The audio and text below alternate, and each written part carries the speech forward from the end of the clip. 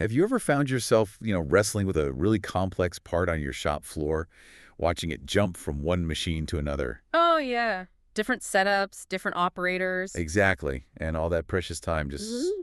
slipping away. It's a frustrating dance, isn't it? It really is. Every time that part gets reclamped, every time it moves, you're not just losing minutes. No, you're stacking up those hidden costs. Right, and introducing new chances for error. It eats into your profit margins. Makes you wonder if there's a better way. Mm-hmm. Well, what if I told you there's a manufacturing philosophy, really, backed by some truly ingenious machinery? What if it could bypass all that waste, take raw material and just transform it into a completed complex part all in one go? A seamless flow. Yeah, one seamless, uninterrupted flow. Today, we're not just looking at a machine. We're uncovering a whole philosophy that, well, it radically reshapes how complex parts get made. We're doing a deep dive into the Dual Spindle CNC Lathe. And our mission for this deep dive, really, is to understand precisely how this tech isn't just some incremental upgrade for your existing processes. It's more than that. Oh, yeah. It represents a fundamental strategic shift towards what we call done-in-one manufacturing. We're going to give you a shortcut, basically, to being truly well-informed about its transformative power. Not just what it does, but why it matters so profoundly. Okay, let's unpack this then. Yeah. When we talk about a Dual Spindle CNC Lathe, I mean, some people might just picture two regular lathes kind of bolted together, right? Yeah, that's a common first thought. But what exactly is it? What makes it so special? That's a great place to start because, while the name suggests two spindles, its real power lies in how they work together. So, at its core, a dual spindle CNC lathe is a single machine, but it's equipped with two opposing spindles. You've got your main spindle and then a sub-spindle. Opposing each other. Exactly. And what's really key here, what's fascinating, is that this specific integrated setup is what enables done-in-one manufacturing, which means the machine can perform all the operations you need on both ends of a part in just one continuous, uninterrupted cycle. Wow.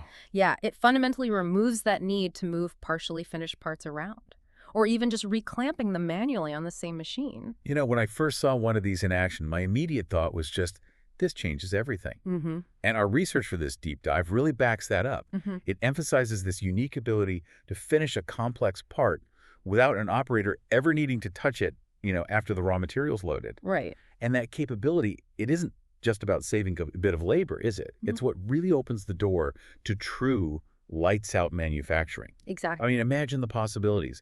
Producing finished goods around the clock, totally unattended. Precisely. And if you step back, look at the bigger picture. This isn't just about making the same parts a little bit faster. It's about fundamentally rethinking your entire approach to production turning. This tech is designed from the ground up to eliminate that non-value added waste. It combines what would normally be multiple separate processes into one fluid automated flow. It's a real paradigm shift, Yeah. from sequential steps to truly integrated production. Okay, so you see these two spindles on the machine, and it's natural to wonder, are they just identical? Mirror images? Mm-hmm. Or do they have different jobs? Mm-hmm. I mean, do they both pack the same punch, so to speak? That's a really crucial question. And it's where understanding the machine's architecture, its sophistication, becomes really important. They definitely have distinct roles, Okay. though they often work together, complementing each other. Think of them as specialized partners working in tandem. Right. The main spindle, that's the powerhouse. It's engineered for maximum rigidity, maximum power, designed for heavy material removal, aggressive cutting, usually starting with raw bar stock. Yeah. It handles the first set of operations, we usually call that OP10, and it establishes the part's primary features, the datums, those fundamental reference points everything else is based on, with extreme accuracy. So the first setup, basically. Exactly, what you do in the first setup on a traditional lathe. Now, the sub-spindle, often its starting role is the versatile finisher. Yeah. Its most basic job, which is still incredibly valuable, is to pick the part off the main spindle once OP10 is done. Okay, grabs the part. Right. Then it rotates the part, brings it over, and machines the backside, performing what we call OP20. The second operation. Yep. In a traditional shop, that second op would mean an operator manually unclamping the part, maybe deburring it, then refixturing it. On a whole different machine, or at least a different setup. Exactly. Lots of handling, lots of potential for error. So, main spindle, workhorse for stage one. Sub-spindle, handles the finish on the other side. Seems pretty It's clear. the basic idea, yeah. But what's really fascinating, and honestly a real game changer based on what we read, the sub-spindle isn't just a basic finisher anymore, is it? No, its capabilities have evolved significantly. In fact, here's a surprising fact that really caught my eye. On the more advanced machines, sometimes they call them twin spindle lathes, Mhm. that sub-spindle can actually be just as robust, just as powerful as the main spindle, That's absolutely right. which means you can do really aggressive machining on both sides of the part, like simultaneously with equal force. That's a huge leap, isn't it, from just picking off and finishing? It absolutely is. It opens up way more possibilities for complex geometries and faster cycle times. And that increased capability, it also extends to another function of the sub-spindle that's often overlooked. Oh, what's that? Its ability to act as a fully synchronized live tailstock. A live tailstock. Okay, what does that mean in practice? Well, think about if you're manufacturing long, thin shafts. Yeah. Those can be tricky, right? Lots of vibration potential. Yeah, definitely. Chatter. Poor finish. Exactly. So imagine being able to program the sub-spindle to precisely grip the free end of that part while the main spindle is still working on it. It provides rigid, active support right through the machining process. Ah, I see. So it stabilizes the part. Precisely. It dampens that vibration that would otherwise mess up slender parts, which means you get a significantly better surface finish. And crucially, it lets you take much faster, much more aggressive cuts without compromising quality or risking that chatter. Wow. For certain part geometries, that feature alone can be a massive competitive advantage. Huge. So bringing all this together, what does this actually mean for productivity, on the shop floor? How does a dual spindle lathe really stack up against the standard CNC lathes most shops have? For you, listening right now, what's the core tangible benefit? Getting more done faster. This is really where that done-in-one philosophy just shines and where it differentiates itself. The big weakness, often kind of hidden, of a standard CNC lathe, even though it's an incredible workhorse for many tasks, is that it inherently creates work in process. WIP inventory. Ah, yes. The bins of half-finished parts. Exactly. Those partially finished components, maybe they've only had one side machined. They just clog up your shop floor. They tie up valuable capital in unfinished goods, and they introduce all those non-value-added steps we talked about earlier, like transport, storage, refixturing. That's a really powerful point. We all know that bottleneck. So here's where it gets really interesting for me. How does the dual spindle machine just completely eradicate that kind of waste? Yeah. It sounds almost like magic, making an entire production line just vanish. It's not magic, but it is brilliant engineering and really intelligent process integration. The dual spindle completely eliminates WIP, just gone, because it completes the entire part in one continuous automated cycle. Yeah. It does OP10 and OP20 seamlessly, one right after the other. Turning multi-step into one step. Exactly. Turning what's usually a multi-step, multi-handling process into one fluid operation. And this directly attacks all that non-value-added time. Think about the traditional way. Run OP10, operator unloads, parts sit in a bin, maybe for hours, maybe days. Yeah. They get moved across the shop, refixtured, requalified for the second up. All that handling, transport, waiting, storage, it's pure waste. And the dual spindles just deletes It deletes it from the equation. But here's the kicker. What's truly transformative and unlocks almost exponential productivity. Yeah. It's the concept of overlapped machining. overlap machining. Right. Explain that. Okay, so here's how it works. While the sub-spindle is busy performing OP20 on the first part, maybe it's putting final threads on or a precision bore on the backside, the main spindle has already started machining OP10 on the next part. It's drawing fresh material from the bar stock. So two operations are happening at the same time, in parallel. Exactly, in parallel. This changes the fundamental math for your total cycle time. It's no longer OP10 time plus OP20 time. Right. It's simply the time of whichever operation takes longer. Oh, wow. Okay, that makes sense. Think about it like two chefs cooking a meal. If one had to wait for the other to completely finish their dish before starting theirs, that's slow. Yeah. Overlapped machining is like having them cook different parts of the meal at the same time. So if OP10 takes, say, 60 seconds and OP20 takes 45 seconds. On a single machine, that's 105 seconds total. Right.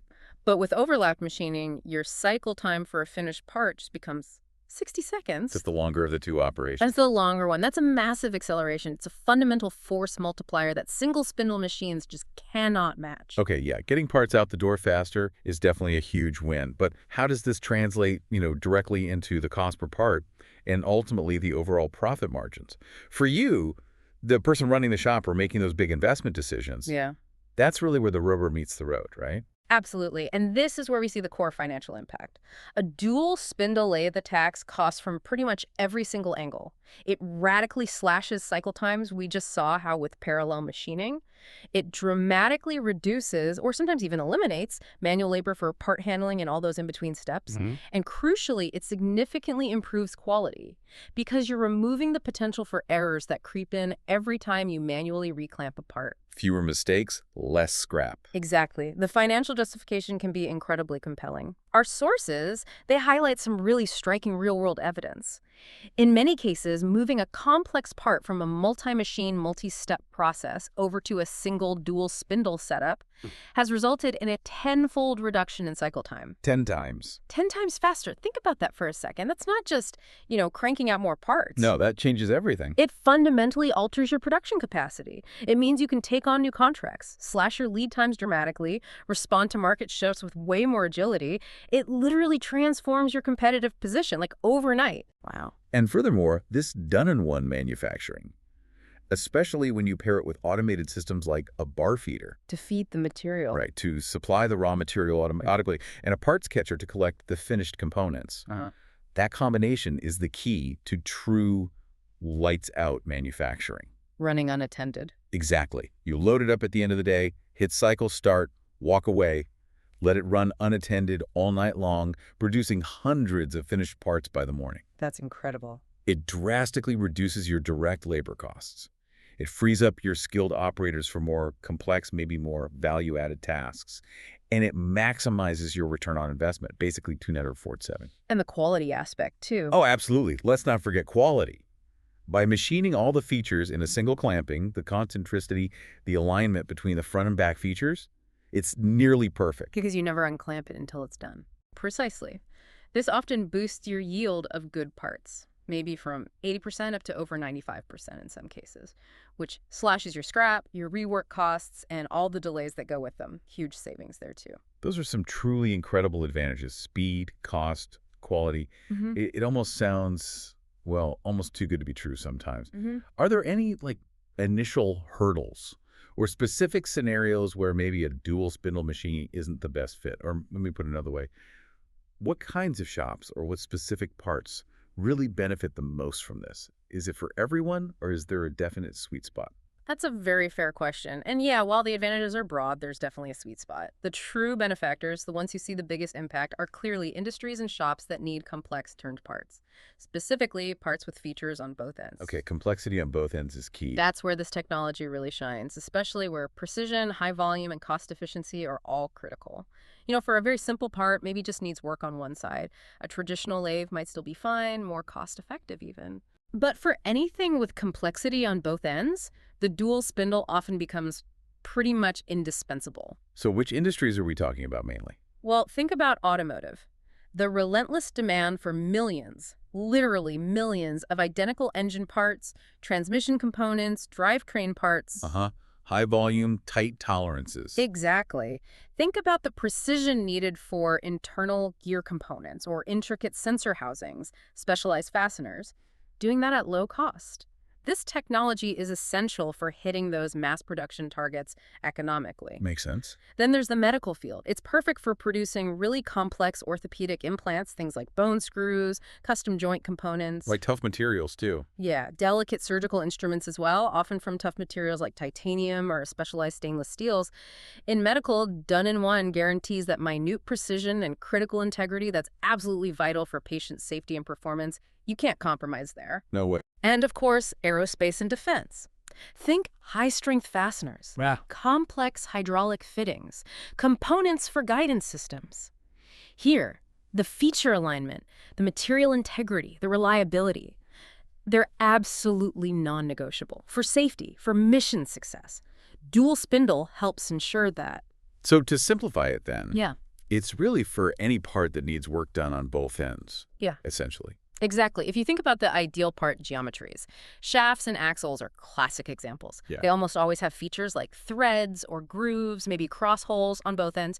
The dual spindle handles that perfectly because it just flips the part internally. Seamlessly. Seamlessly. And valves and fittings are also perfect candidates. They often need turning, threading, internal porting on multiple faces. Where the relationship between features is critical. Absolutely critical. You need that concentric relationship to prevent leaks, ensure proper function. These are parts where doing it all in a single clamping makes all the difference in the world. Wow. Okay, what a deep dive this has been into what, many might just consider another machine. We started with that universal frustration, didn't we? Slow production, hidden costs of moving parts, inefficiencies just baked into traditional manufacturing. Yeah. And we've journeyed through how the Dual Spindle CNC Lathe isn't just an upgrade, it's a whole strategic shift. We defined what it is. Explored those specialized roles of the main and sub-spindles, how they're getting more powerful. Right. And we understood its huge impact on getting rid of that work in process, Yeah. enabling that game-changing overlap machining. Yeah, that parallel processing. And we've clearly seen how all this directly slashes costs, boosts quality, and really provides a decisive competitive edge across specific industries and part types. And that's precisely the concluding thought from our source material, really. It's truly not just a machine, it's a production strategy. Strategy. I like that. Yeah. By embracing done-in-one manufacturing, shops can just eliminate waste, drastically boost productivity, deliver a lower cost per part, and significantly improve quality.